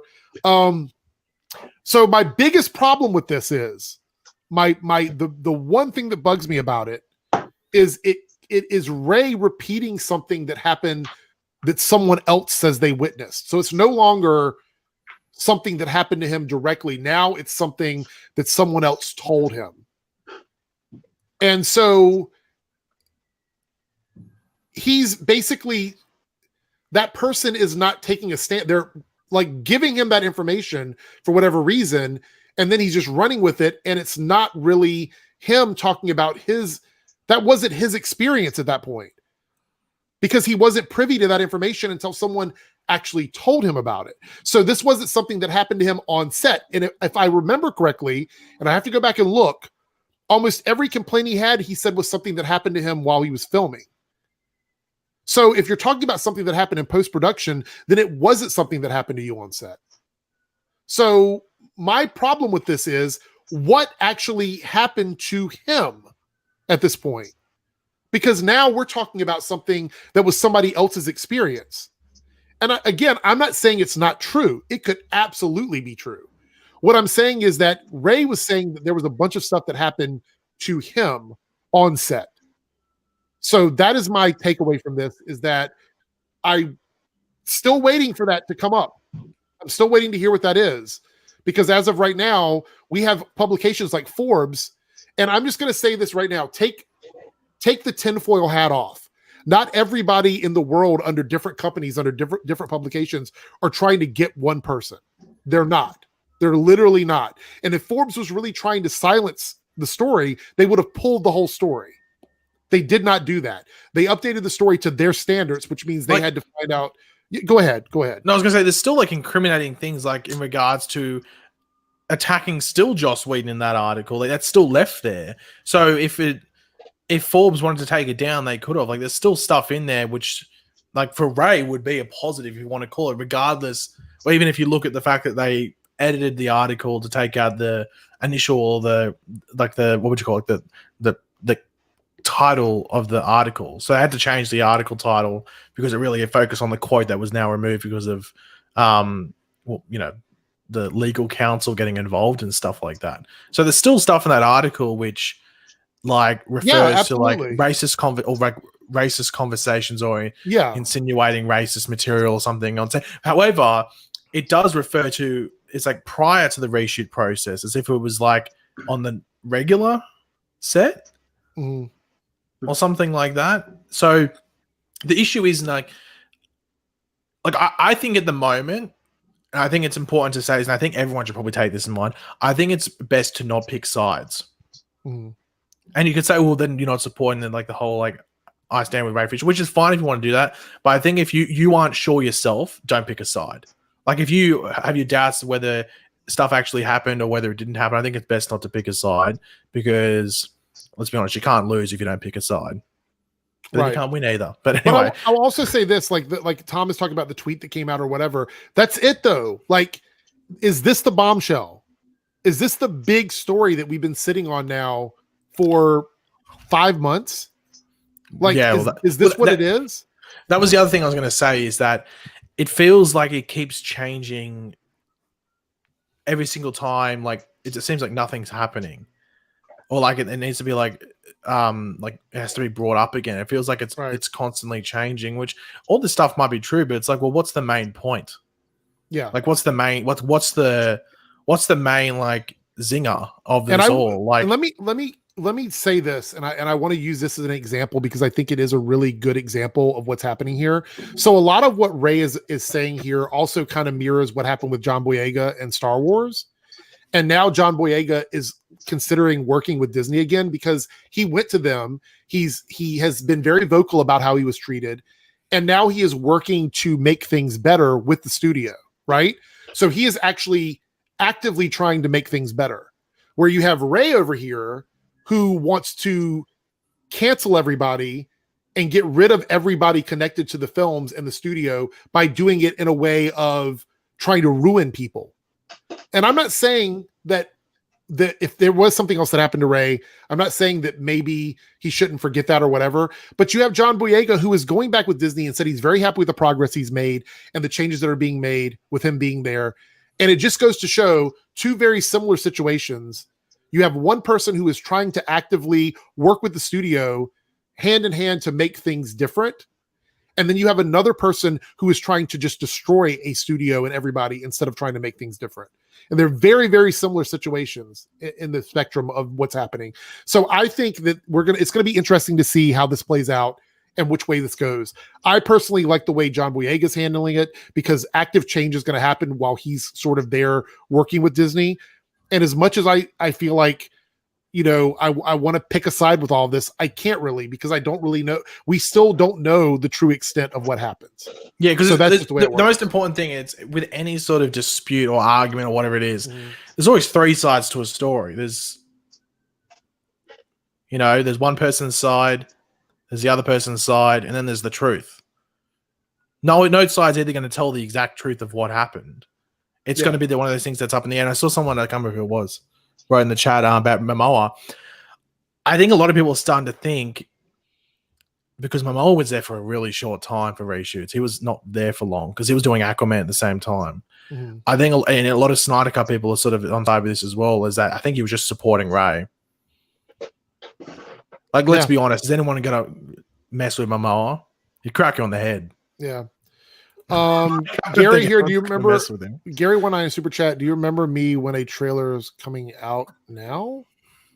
I don't know, Gary, but thank you for the donation. I appreciate it. I don't really know what you're saying there. So Double Crit $2 super chat said, any thoughts on the Johnny Depp situation? I just know that he didn't have a good day in court. Apparently, the court decision is going to affect everything else of his moving forward. I don't really know what else to say about it. We'll have to keep an eye on that one. I'm sure that his camp is not happy about the way things are happening. And let's try and get through these. Think Noodle, $2 super chat. And Avengers game flop with Miss Marvel in the center. I don't even know if that's the story of the whole case. The Avengers game just didn't have a lot of content. Like, it came out and then they can't even fill matches anymore. And that's with the classic characters. The cash shop is lackluster. I mean, it wasn't just with her, like just in general, the game. I think a lot of people always thought it was going to be a bit dodgy with Square Enix handling it and like having this like. They're not known for being punctual. Square Enix is their thing is usually like, here's the game and just play it. Like, it's usually not about like constantly updating. And then they might release DLC like a couple months down the track to bring you back. But it's not about like the whole point of that game was that it was going to be like constant DLC to keep you actively. And they canceled all their DLC for like basically all their DLC for Final Fantasy 15. Like they had 3 DLCs that never even came out. Sean here with the 299 super chat. Thoughts on the new Legends casting and photos? We talked about that earlier. So you have to go back and watch that. Is there something that you're going to say, Paige? I heard you. No, I was just I was doing nothing. Okay, so we talked about that earlier, and I do appreciate the super chat, but we really did spend a whole segment on that. So in general, with Legends and like episode counts and stuff like that, I'm not too up to date on every single thing that they did. So, or they're going to do. So we'll have to wait and see, but we did talk about the episode count and what we're thinking about the seasons and stuff. I will probably do a separate episode or separate video on casting and stuff like that this week as more stuff comes out. Because I think we're going to see more promotion for stuff. Would you guys say that they're going to start amping up promotion here soon for a lot of stuff, including Legends? I think Batwoman you might see this month, but like Flash and Black Lightning, I think we won't see anything until December. Mm-hmm. And shows like Legends, we won't see anything for that until well into 2021 because they don't start until May or June, right? Yeah. Tom here with the $5 super chat. Do you think the Snyder Cut trailer being removed in Forbes article edited has some correlation? No. I think there's absolutely no connection to that. What do you guys think? I don't think there is. Well, I don't think it'd be like straight up the Forbes thing. Like, once again, it has to do with like either the music or the branding. I think the main thing is the branding, Warner Max. I don't know. As I said, if they were going to cancel the Snyder Cut, it would have been canceled before they forked over close to 100 million in additional footage. But Bebo knows why it cost that much because they were only filming for I think a week and a half, 2 weeks. So Bebo knows how it was that much. They're trying to stretch out a 2.5-hour project into 4 hours now. 2.5. Yeah. Well, however long the original movie was supposed to be. I can give you an idea how much footage they would have made. So Zach's original thing was 3.5 hours, so 3 hours and 34 minutes, 214 minutes. Seriously? Yeah, that's the whole like 214 thing. And obviously you'd have to assume that 214 included credits. Let's just say it's 8 minutes of credits. So they're down to about 206 minutes there. And you're going to important remember with each episode, they're going to have credits and probably a previously on the Snyder Cut. What he wanted previously on Zack Snyder's Justice League. So which takes up, if you include the credits and the recap, if you want to call it, for the final 3 episodes and then credits for the first episode, you probably got let's just say 2, like if it's TV, I guess like there's just 2 or 3 minutes of credits for 4, so it's 12 minutes and then about a minute recap per episode. So you got about 15 minutes there. So it's down to 225 minutes. So they've only got to add about 20 minutes of footage, maybe 15, you could argue. So there's actually, that's why that budget was insane. Yeah. For the additional footage, but they don't actually have to add that much. It's only about 15 to 20 minutes. And they could just extend some scenes as well, to be completely honest, which would insinuate reshoots. I was going to say, Gary was asking about the trailer release. We don't know the trailer releases yet. Like, I understood your question sort of, but we don't have any idea right now. We've guesstimated sometime this month we'd see a trailer for something. Super chat. It's a $2 one from Tom here, even though you said 5, Pagey. You see Nicole Maines in that new costume? I did not see that. I mean, unless there was something posted on. It was just a Halloween costume going for like the more. It's just like a leotard. Oh wait, I did see that. Yeah. I didn't think that was a new costume. That's Tom. That's Tom clickbaiting in the super chat. Okay, all right. Yeah. All right. With that being said, we are done, guys. Thank you so much for hanging out. We do have our dad jokes though, so we're gonna do a couple of those, and then we're gonna head out here. Do you want to go first? Or you want me to go first? I'll go first because I'm a genius. Okay. To the man in the wheelchair that stole my goddamn camouflage jacket, you can hide, but you can't run.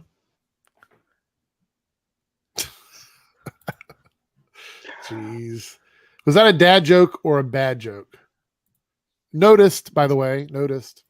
Dad joke or bad joke? Let us know in the comments below. All right, you go next.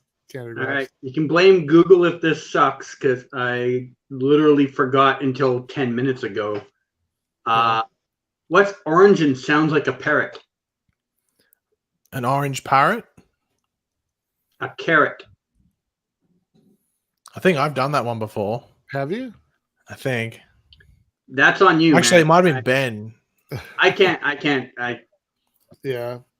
How do you... Okay, this is mine. How do you get a squirrel to like you? Go nuts. Oh, close. You act like a nut. There. Almost. Almost. All right. Okay. Dad joke or bad joke? Dad joke, bad joke. Let us know. It's a bad joke. Go ahead. Okay. You're next. So I lost my mood ring the other day. Okay. I still don't know how I feel about it. Oh, geez. There we go. Dad joke, bad joke. Dad joke, bad joke. All All right, Canada Graphs, you're up next. I get to close out this time. I never get to close out. This should be interesting. How do you make an apple turnover? I don't know. Push it downhill. Oh my God. These are bad. They are bad. Mine's even worse. So, dad joke or bad joke? Here we go. This is mine. I used to hate facial hair, but then it grew on me. Dad joke or bad joke? Let us know in the comments below. That's pretty much it, guys. Thank you so much. I've got one more. Well, you get to close it out. Of course, okay, I'm gonna. Well, why? I always finish it off. Why would it be any different? Go ahead. One more. Are you ready? Yeah. Are you sure? Yep. How does a train eat? It choo-choos? No, it goes choo-choo. You got it wrong. Incorrect, Eric. Don't think you got it right. You got it wrong. Get it correct next time. All right. We're Otherwise, out. don't even bother answering. Check out Canada Graph's blog for more photos. And yes, check out his blog for more photos. Well, one last plug. The twerk video is now on onlyfans.com/Eric's Reloaded. Oh, okay. There we go. Yeah. Shout out for that. Check out Pagey's new look here. Because that person has left the internet forever. And I will see. There is the big question whether he has now become you. That's definitely not it. Robert Storm? Question mark? No.